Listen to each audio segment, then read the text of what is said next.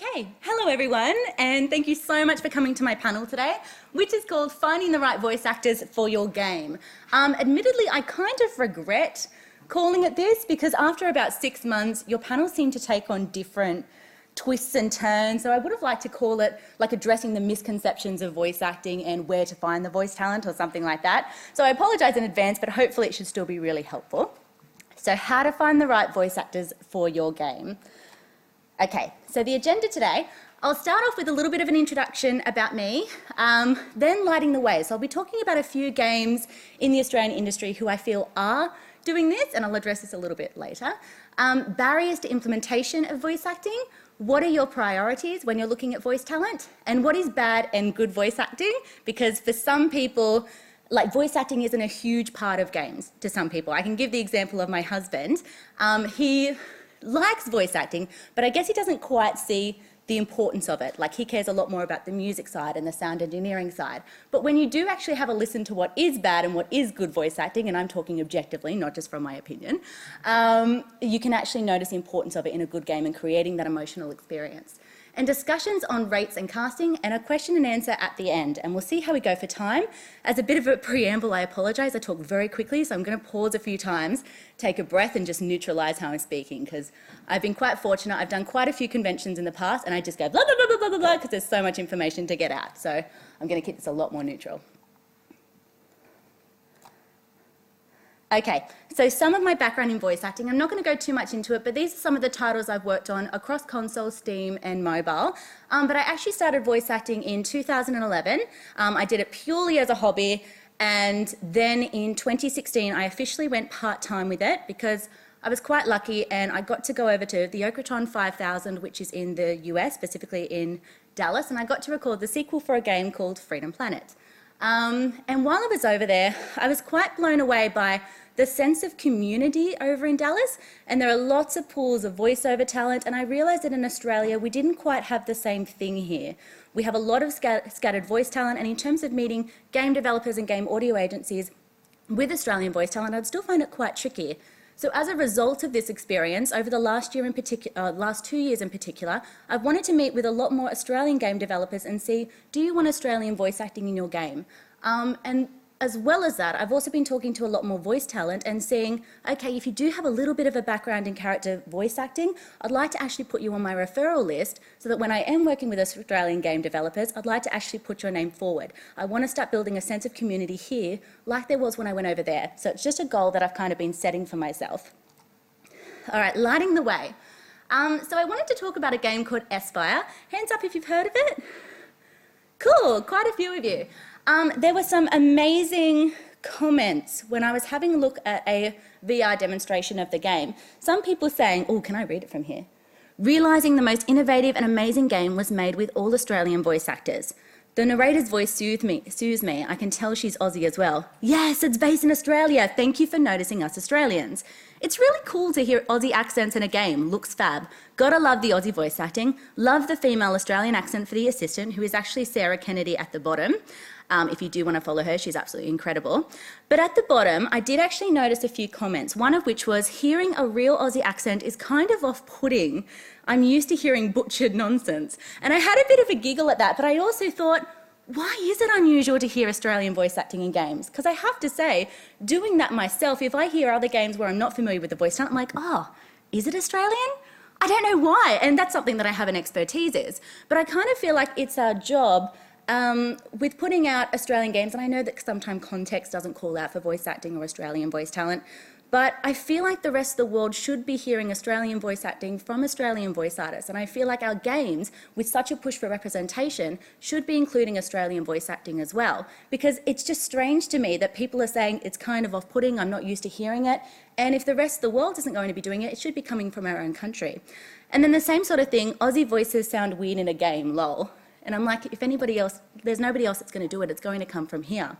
So it was just some interesting observations that I'd seen online.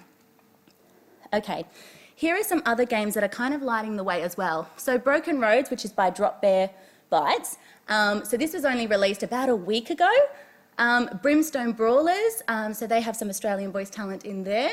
Henry Moss and the Wormhole Conspiracy, same thing, are taking on a lot of Australian voice talent. Lovesick Darlings, they've prided themselves on having an all-Australian cast, so they're an upcoming visual novel. Siegecraft Commander, which came out a few years ago by Blowfish Studios, they had some Australian voice acting in there.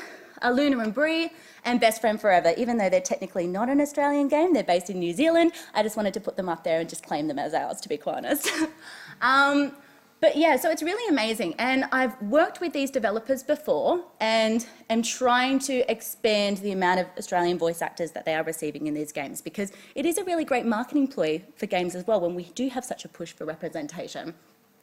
And I've had a lot of conversations with them about, well, why do you think, why aren't you putting full Australian voice acting in there, or why do you have no voice acting in there? And I suppose I wanted to put it out to you guys as well in terms of why you believe it's not in there. So a lot of Australian games don't have voice acting at all. It's pretty much over the last year I've noticed that it is tremendously increasing.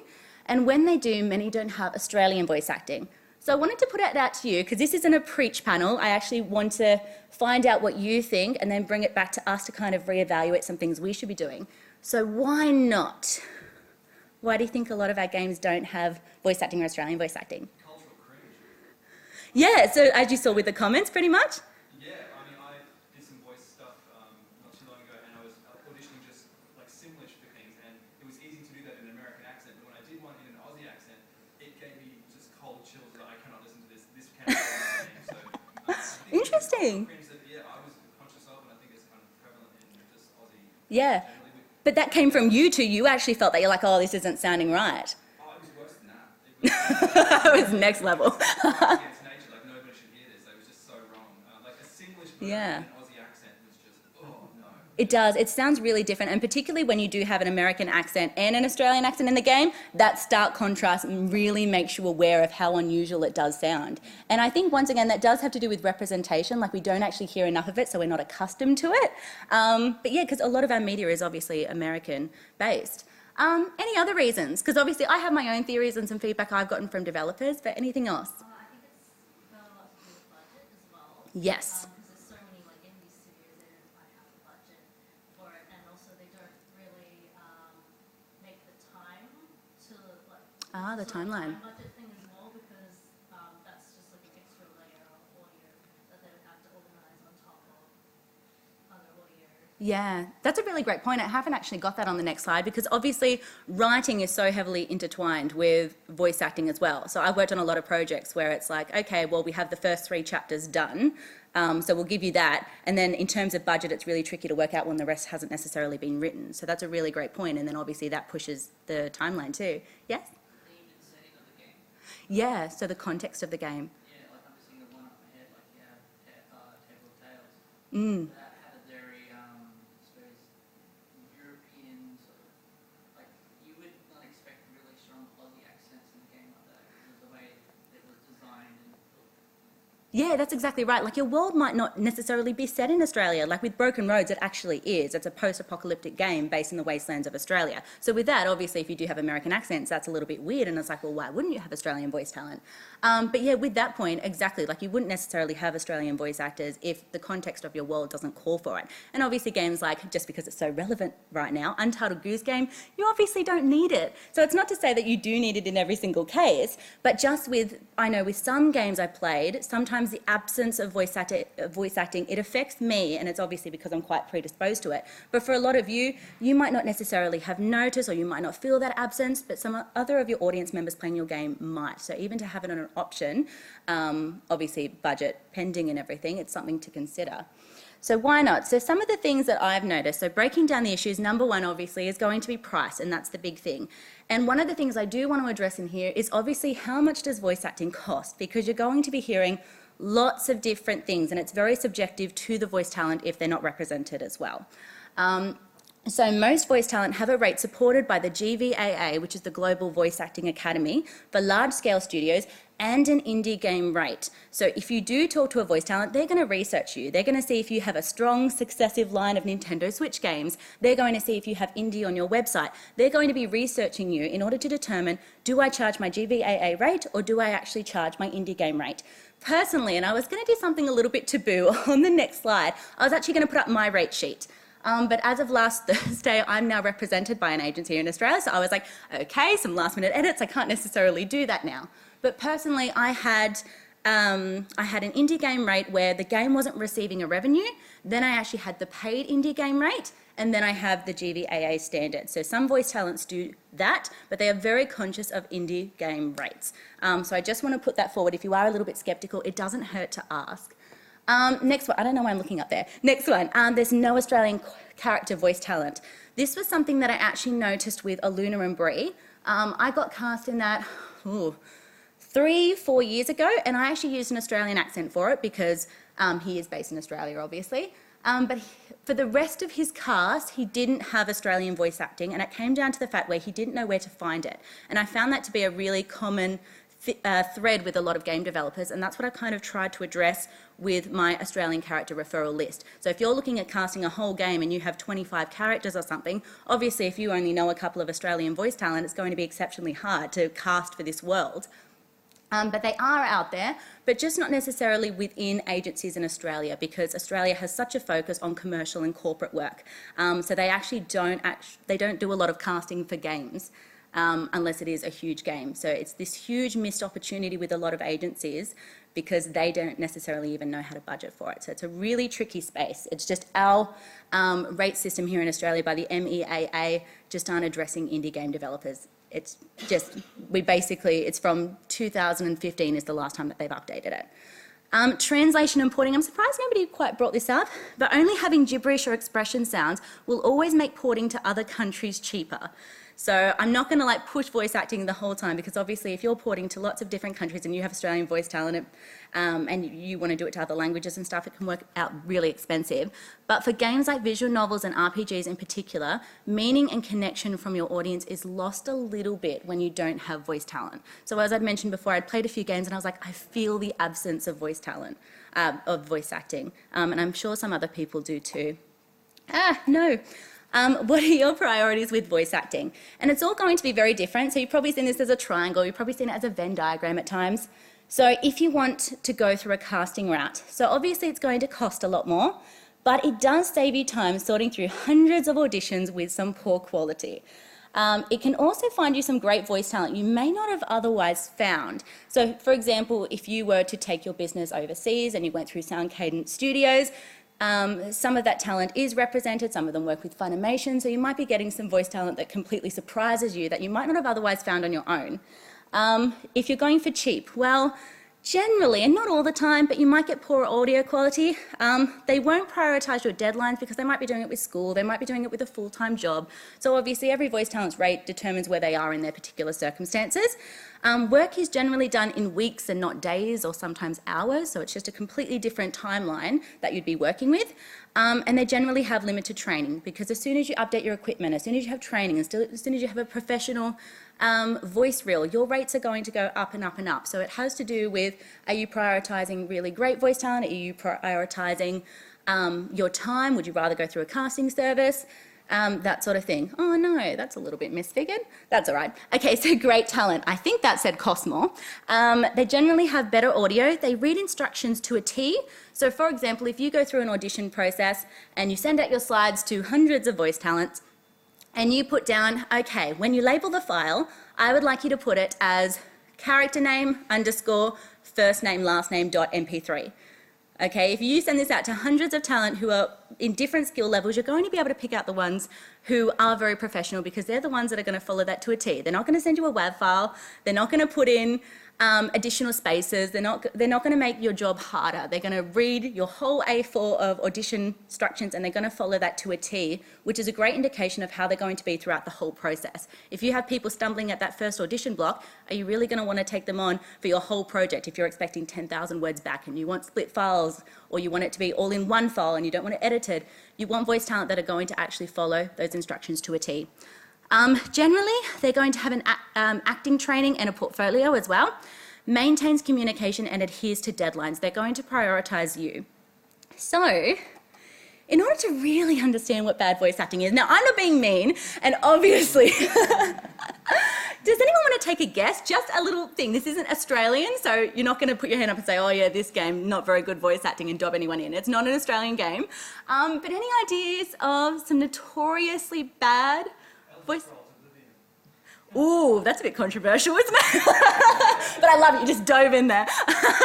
No, it's not that one. It's a game that's dated back, I think it's like 2005 or something. Came out on the PlayStation 2?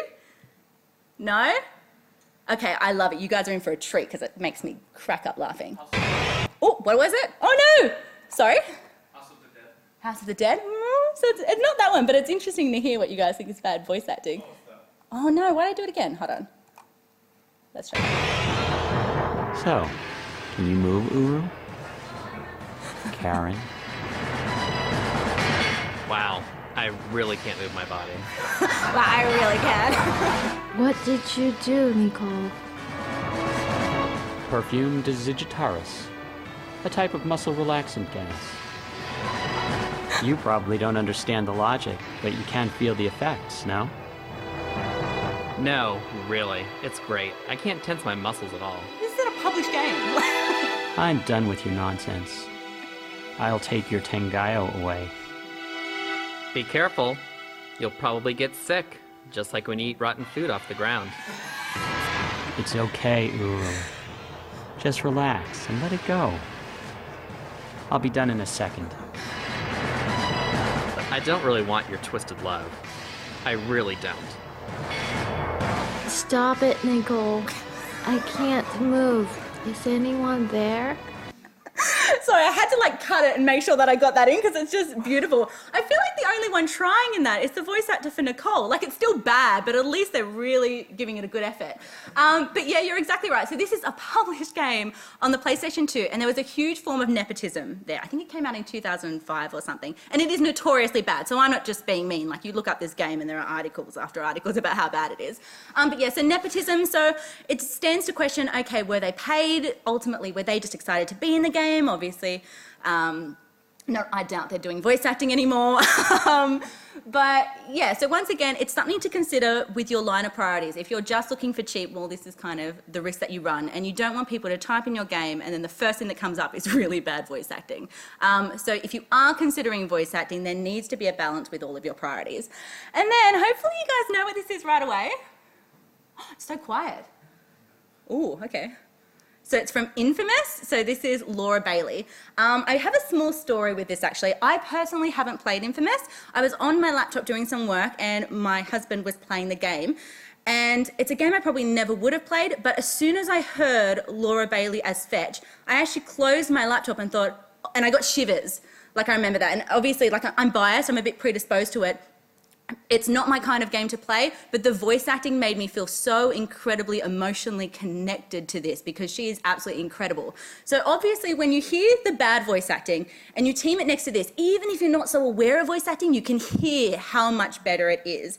And obviously in line with your priorities, you're looking at it's going to cost a heck ton more, but you type in this game and you hear about how amazing Laura Bailey is. So it has to do with that publicity, that marketing factor. So I'm going to play it because I already have goosebumps thinking about it. First night in Seattle, we found this overpass and got out of the rain. Ended up reading comics by flashlight until we fell asleep. Later, this guy snuck in and tried to steal what little we had. And I was about to make him pay for it. But that night, we established the rules. Rule number 1, no powers, no matter what.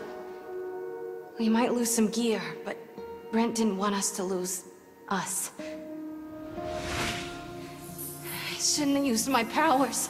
It was my fault he was gone. It was my... I lost it.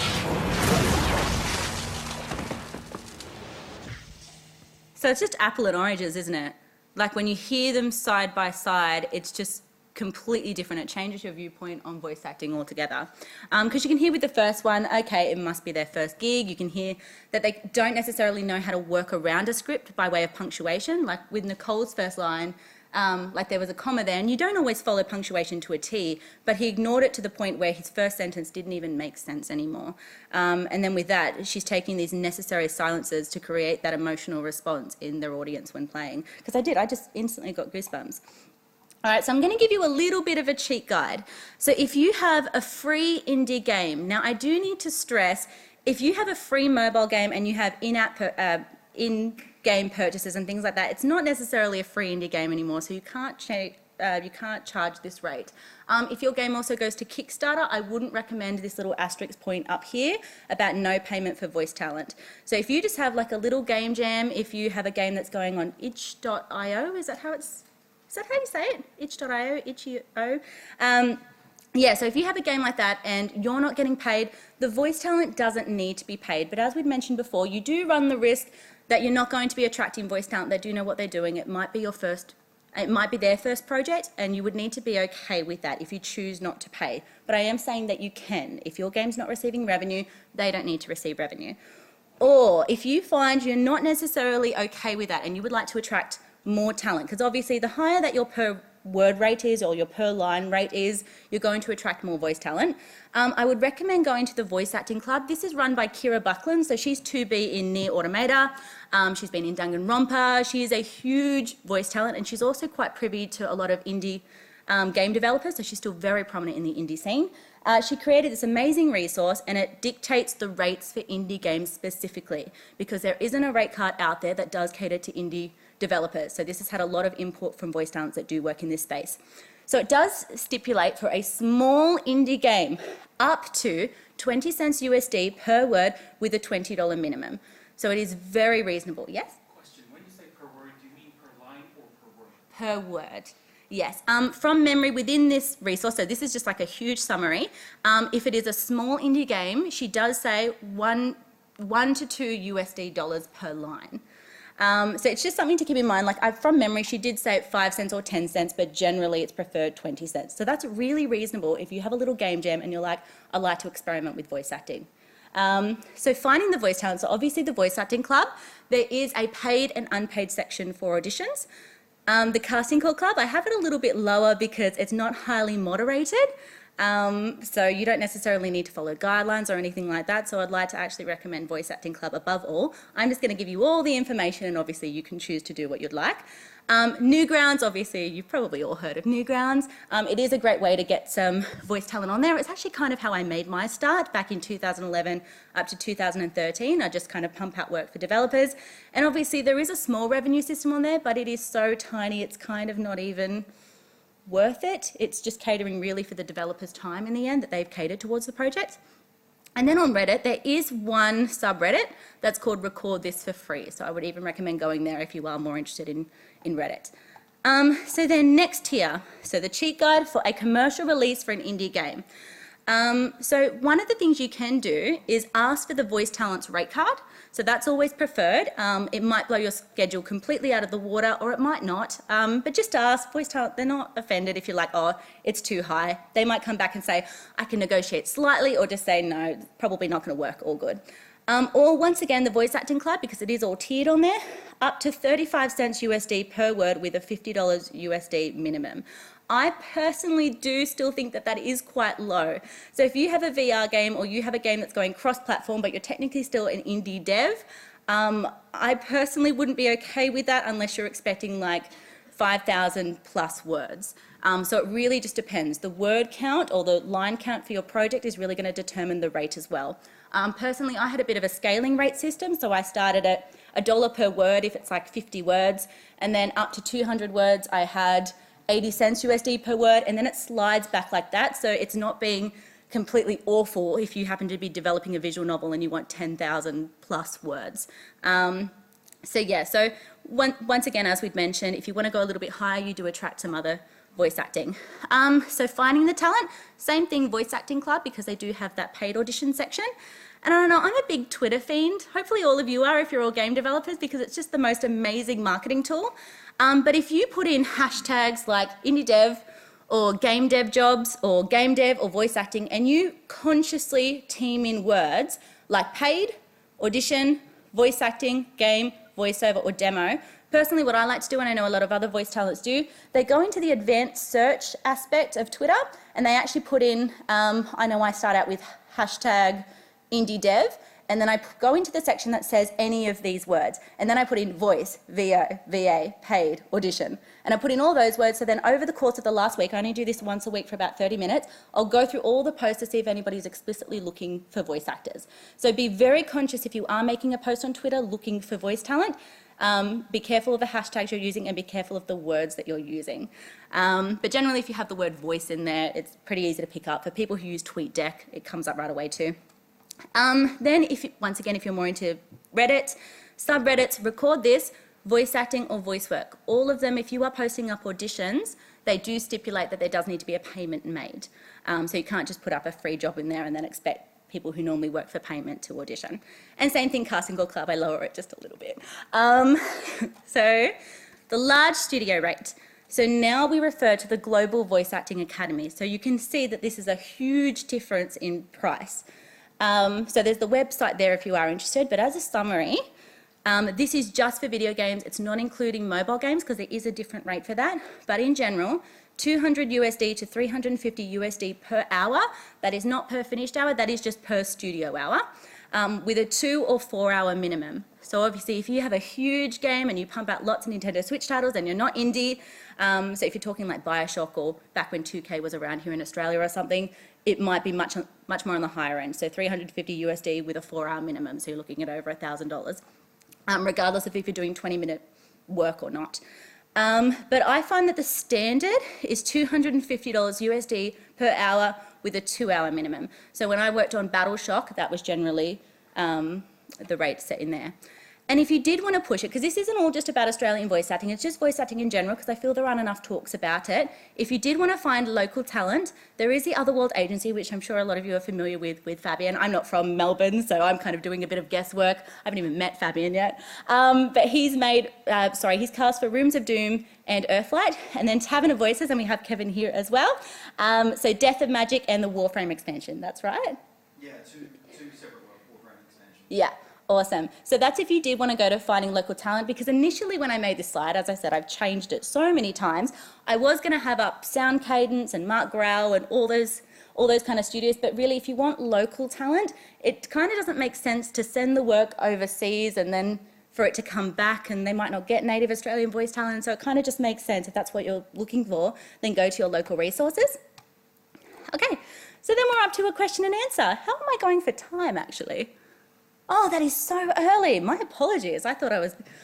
Thank goodness that I didn't talk too quickly either. All right, did you have any questions? Yes? How common is sort of local voice work sort of done in a curated recording environment versus people's home studios? It is quite funny actually, because I recently had joined a roster here in Australia and they said, oh, you have a home studio? That's excellent. And I said, oh yeah, surely you have other voice talent that have home studios. And he goes, not really. So a lot of agency represented talent actually don't, which I find really interesting because it's a completely different world doing voice acting as an online voice talent versus those who are agency represented. So they will actually go out to studios and record and don't necessarily have those home studios. So by way of character work, because it is a completely different world compared to the commercial world, a lot of them should. Because they know to find those opportunities online. If you were just doing in studio, I don't think that there would be enough work here in Australia to do it that way, to be quite frank. Particularly because of the way that our game industry is made up, it's predominantly indie.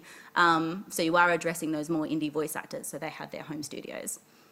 Oh, actually, well, personally for me, my only in-studio job that I've done is actually when I went over to the States and I did Freedom Planet 2. That is the only job in 8 years that I've actually gone into a studio. Everything else has been from my home studio. Which sounds a bit crazy, but yes? I guess this is like more for indie studios, but what kind of level of training is like kind of a good sort of rule of thumb to... Oh, for voice acting? When I say training, it's not necessarily to say that you need to go back over their portfolio and then find out who they've worked, like if they've had hours and hours of training with Abby Holmes and that sort of thing. It's more just having a look at their portfolio and the previous work that they've done. Like obviously if you've heard of a game that a voice talent's been in and you've physically played it, you're automatically going to be like, okay, well this person should know what they're doing.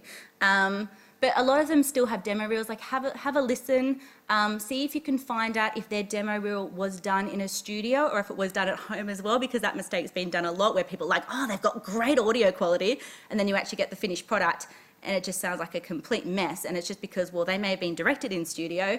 It's a completely different audio setup. So just be really conscious, see if they post up what their setup is like, see if you can record some jobs that they've done in the past, because that's a big mistake that happens a lot. It's like apples and oranges. I even found that with my referral list. I had sent off, I'm being very conscious because Kevin's there too. Kevin was excellent, but I did send off, I had to think about what I was going to say, but the referral list I'd sent off to a little indie game developer, and I said, look, I need to be honest, it was about 20 names on there. I said, I would like feedback for all of the auditions that you had heard, because I said, I've worked with a lot of them before and I know it's all good and I know what their audio setup is, but I said a couple of them are wild cards. They do have some great experience. Some I was taking a little bit of a chance on by referring them, but I said, just give me like a sentence feedback for each of the voice talent and let me know particularly how their audio quality is. And there was one person where they said, oh yeah, it just didn't quite sound right, and obviously that's because they'd recorded their demo in studio. So it's just something kind of to keep in mind. Any other questions? Yes? When you've got voice talent that you're working with remotely, is it common for them to do their own like editing work, or do you just get receive?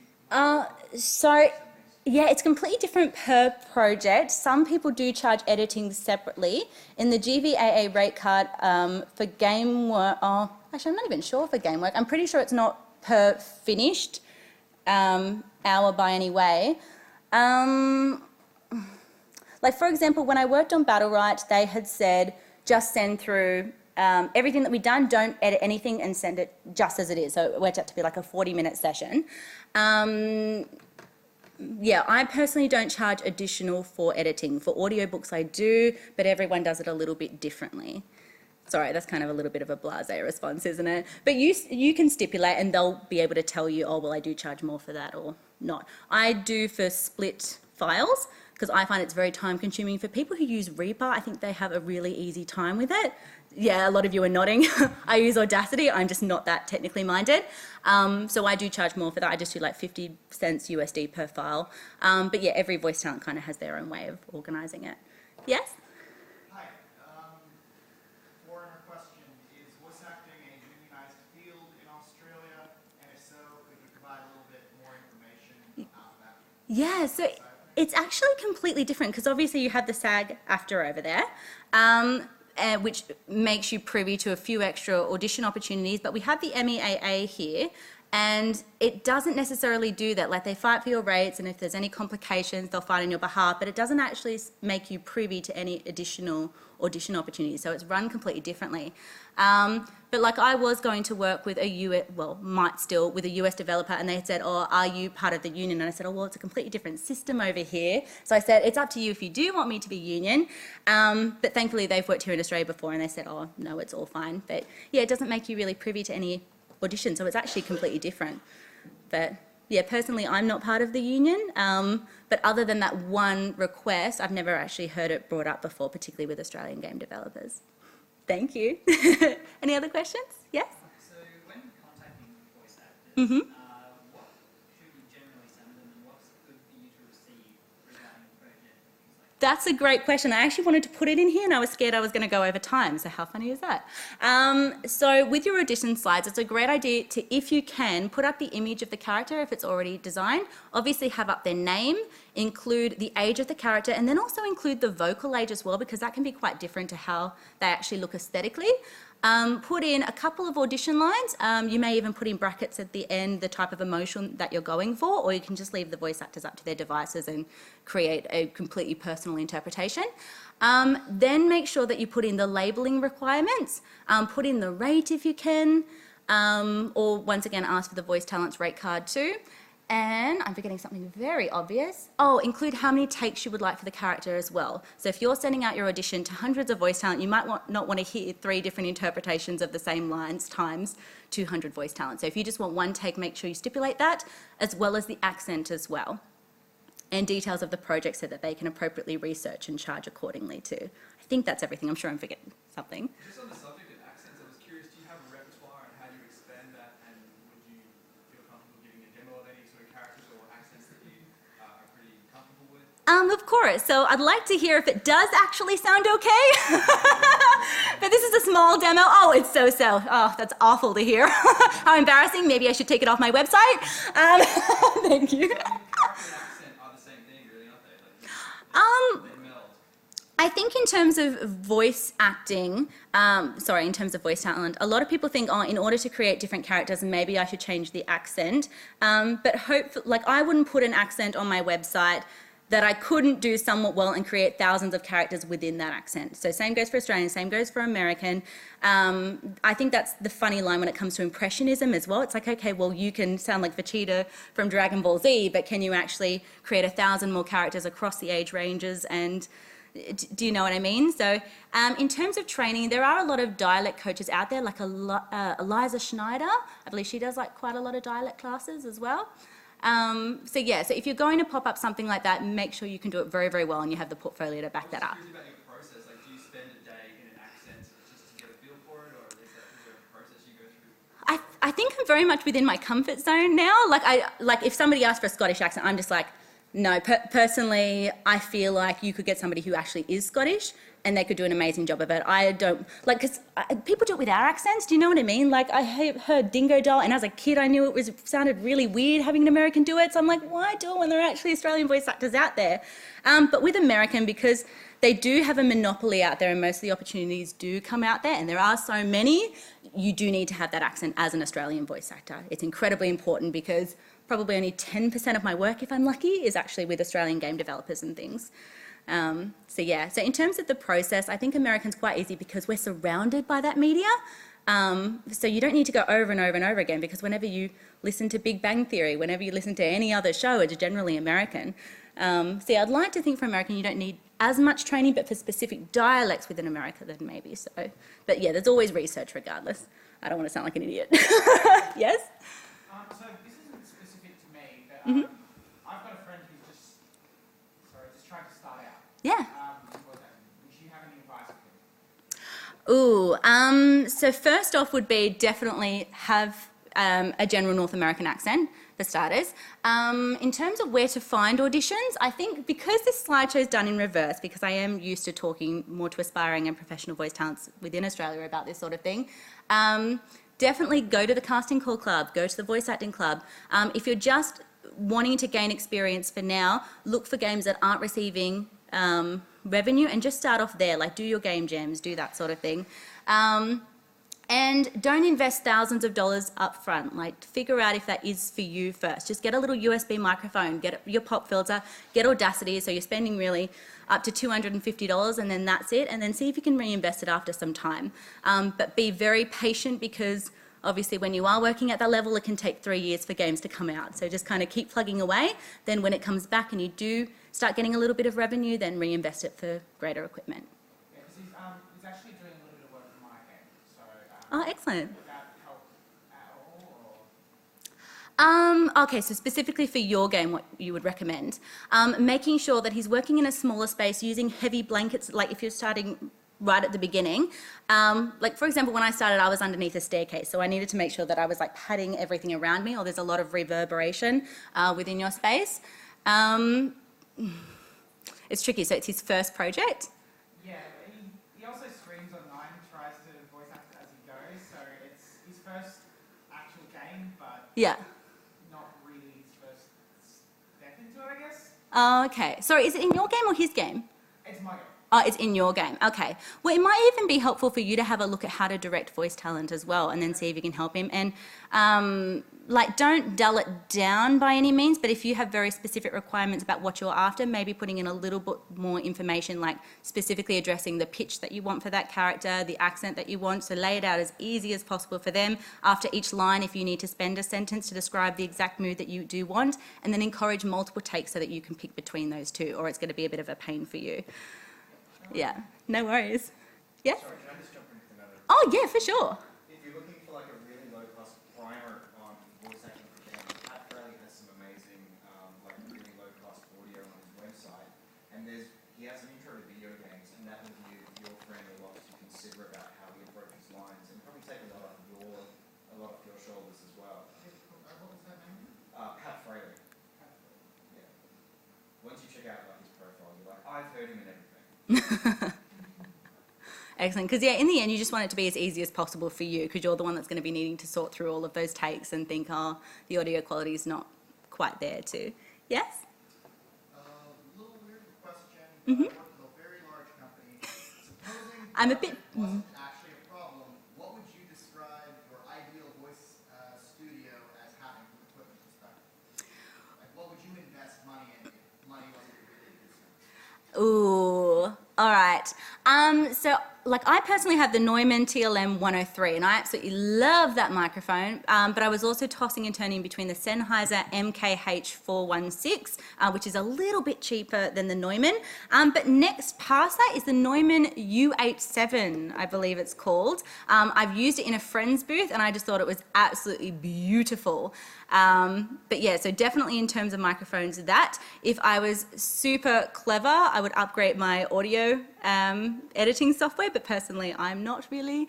Making sure that you have acoustic foam and a completely constructed studio as well. Like, you can get the whisper booths and things like that. Mine's personally constructed, but I would love to upgrade to that as well. Yeah, did I answer your question? Somewhat. Probably have. I start rambling. I'm like, wait, what was the question again? Oh, any other questions? Sorry, I ran way earlier than anticipated. Yes? Why would you say like, I noticed when you're looking at the rates for less experienced to more, less of the cost to higher cost, that there's, a split there between charging per word and then charging per hour?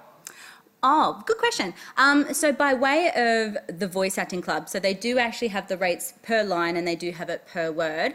But I think that the GVA rates, typically it's implemented with the idea that that talent's going to go in studio and be recording with you, hence it being, okay, well, we're going to book you in for X amount of hours, so that's the cost. So you can see that the hugest discrepancies between the indie rates and the GVAA rates is that the lowest that you could be booked is really $400 USD, and you could be doing 20 minutes of work. With the indie game, it might be a drastically lower minimum.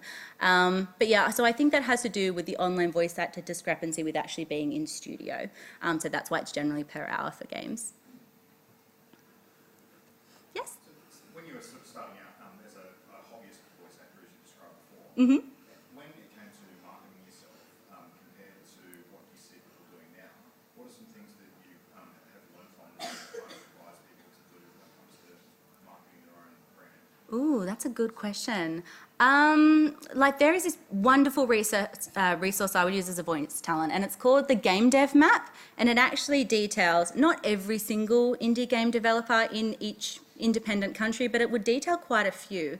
And I make sure to actually say to voice talent who are using a resource like that, or just contacting developers on Twitter or cold emailing or whatever, to make sure that if you are going to approach marketing, you need something to market, because you might not necessarily be able to get back in that contact with that particular prospective lead for another 6 months or a year, particularly with character talent rosters. So you need to make sure that you actually do already have that demo reel, you do already have that portfolio, like something on there that will make the developer turn around and go, oh, I've actually heard of that game. Because in the indie game scene, those prospective leads might not have heard of that game, and it doesn't quite have the same effect. You need something that's going to be powerful enough for them to actually take notice and be like, oh, I actually am familiar with your work already. So making sure it's strong enough in order to market. So I do believe that marketing does come later in the process. But if you do have Twitter, making sure that you have a header that does, like a header image, that does show that you are a voice talent, maybe show some of the characters that you do voice in. Making sure that the hashtags in your description are hashtags with games that will actually come up if people happen to click it. So same sort of thing as I was saying before with Battlewrite, there's nothing else really called Battlewrite, so they click on it and they will instantly see the game pop up. Making sure that you have the word voice actor in there, maybe a flag, or even talk about whether you are Australian or American, or the accents, or particularly the languages that you can do. So I know somebody who can also speak Italian, so she's got Italian and English, which sounds great, so people can see within a moment of clicking her profile what she's able to do. And then having pinned to your profile a demo reel or a website, something for people to see right away. So they don't need to click on a million different things to find out what you can do. No worries. Anything else, guys? Oh yes, it might be my last one, yeah? In terms of working with voice actors, is there much to worry about regarding consistency across having different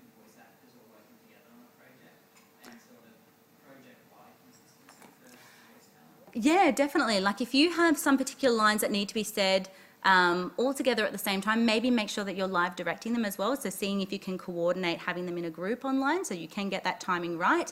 Ensuring that the audio quality is all up to par, because there's nothing more distracting than having one that sounds great, because it only, as you saw with good and bad voice acting, that contrast is absolutely incredible. So making sure that they're all along the same lines.